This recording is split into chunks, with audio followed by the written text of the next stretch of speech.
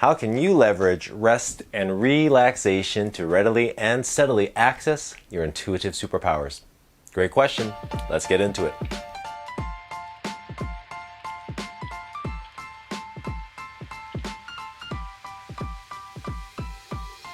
Aloha rising and grand tidings one and all. Welcome back to today, day 23 of our 24-day experience. We are rounding and wrapping things up and out.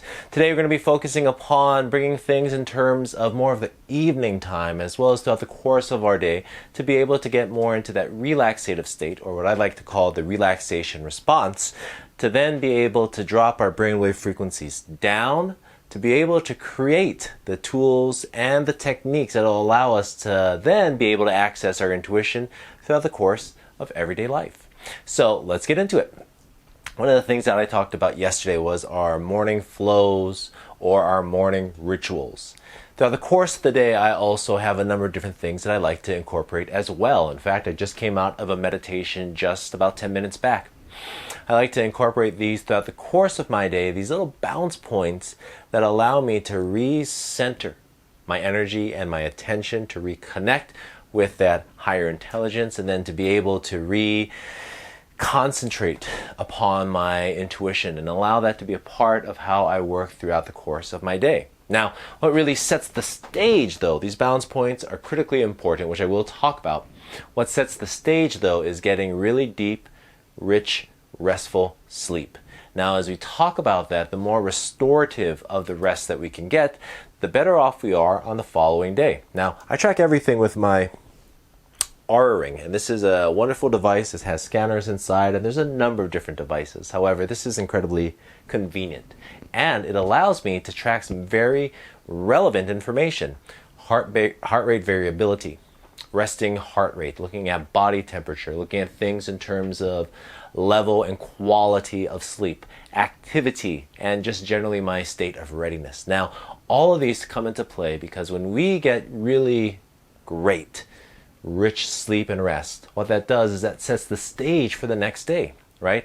As we do, then our systems all drop down into a more restorative state, and that more restorative state is great because that's something that allows us, as we wake up and are opening our eyes the next day, allows us to really be in a more connected state. And when we're in that more connected state, this inevitably allows us then to be able to live more comprehensively, more coherently. All keywords that we've discussed before and are incredibly relevant as we continue on, again, readily and steadily accessing these intuitive abilities. Well, what does that look like? So, prior to sleep, I like to look at my evening rituals, right? And that's relatively easy since I have two young boys. We kind of go through the same process together in getting ready for bed after we have dinner, and then going through the process of bringing the systems down. Instead of active play, we do more like passive play. So things like playing with toys in the living room, playing cards or some board games, doing things that are less physical, less exciting. And as we do, then our energy begins to slope down. As we talked about yesterday, sloping up, energy begins to slope down, as does our brainwave frequency. So instead of engaging in like high cognitive or intellectual work in the evening, I like to instead look at things that are more mindless, if you will, because then I allow everything to begin to calm down. Now, in doing so is incredibly powerful because as we allow our systems just naturally, and it does it anyway, right? We have this thing called a circadian rhythm, our relationship to light. Right now, as I'm recording it, it's the early afternoon, and so the light is, it's cloudy today. However, generally speaking, it'd still be pretty bright.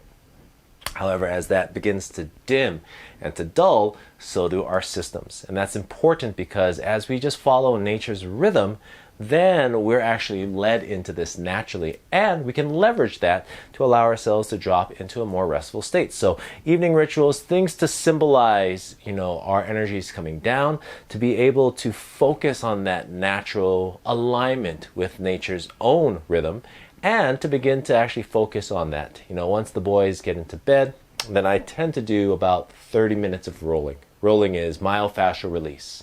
So I use a specific type of roller to release specifically tension within my shoulders and along my neck. Now, rolling of any type is terrific. However, this specific type of roller, and I will link to this as well, is incredible because I actually roll on the insides of the neck. Now, this is important because our vagus nerve, the nerve that actually excites relaxation and is key and critical into that relaxation response, then can also be stimulated. Now, I'll do this in addition with a very specific type of breath, which we're about to jump to right now. And this breath really helps, especially as we look at a 1-to-2 or 1-to-3 ratio of breath in versus breath out. So, go ahead and join me in a moment. I'm going to go through a 1-to-3 ratio and let's see how that suits you, all right? So, first and foremost, we're breathing out. And as we do, allow all air to expire from our lungs. I want you now to breathe in through your nose for a 3 count. 3, 2, 1. Breathing down into the abdomen. Pause and then out through your mouth for 9 seconds. 8, 7, 6, 5, 4, 3, 2, 1. In through your nose for 3 seconds, breathing into your abdomen. Pause, out through your mouth. 9, 8, 7, 6, 5, 4, 3, 2, 1. Now return to normal breathing and breath pattern. You can utilize this breath anytime throughout the course of your day. As I said, I like my bounce points, different points in the day, natural breaks, if you will, between things and flows that allows me to insert. Makes an excellent point of entry in terms of inserting a very specific type of exercise or technique to support in the access of our intuitive abilities. Now, again, as I've mentioned, when we're up in high beta and our frequency is more erratic, that we can access some of that intuitive abilities and those talents. However, it's not readily and steadily. And what distinguishes and differentiates applied intuition from other types of systems is how we can all actually cultivate a regular access to these abilities. And so this breath work really helps because breathing in for 3 seconds, pause, breathing out for 9 seconds helps because we have that diaphragmatic breath, that end range of breath where we actually start to tighten our abdomen just a little bit. And that's important because that helps to also stimulate the vagus nerve. In addition to rolling. So I get into my evening, I go through a number of different things that help to bring my energy back down. Thankfully, it's already happening anyway with the boys. In doing so, then I drop it even further, and this was where the rolling comes in, coupled with this specific type of breath. Now, the key about this is sometimes I will then transition and I'll go and do some work on the computer or on my laptop. And where this gets to kind of go contrary to what we've just done is blue light exposure can actually awaken our nervous system. So any screen, television, cell phone, computer, laptop has and emits a blue light radiance. Now that radiation can actually awaken our nervous system, which means that instead of dropping further down into a restful state, then we actually come up just a bit. Now, what I like to do, though, is I like to wear my blue light blocking glasses. Now, this is terrific because what it allows and enables is for me to engage with something, and I don't tend to do this very long, half hour maybe, and still be able to maintain the integrity of my intention, which was to bring myself in a more restful, relaxative state. Now this is great because I may have a little bit of a peak or a little bit of a pop-up. However, I'm able to continue on my downward trajectory to get myself into effectively a primed state for rest. Now, as I drop down into that, the thing about it is that as I drop into this area, then there have been times after I'm done rolling, for example, if I haven't transitioned, where I've actually put myself to sleep on the ground. I'll wake up and, there's a drool coming out and, I better get up because I've got to now crawl either to the couch or get myself up and head back to bed. Going into the bedroom, though, the bedroom is dedicated for sleep only.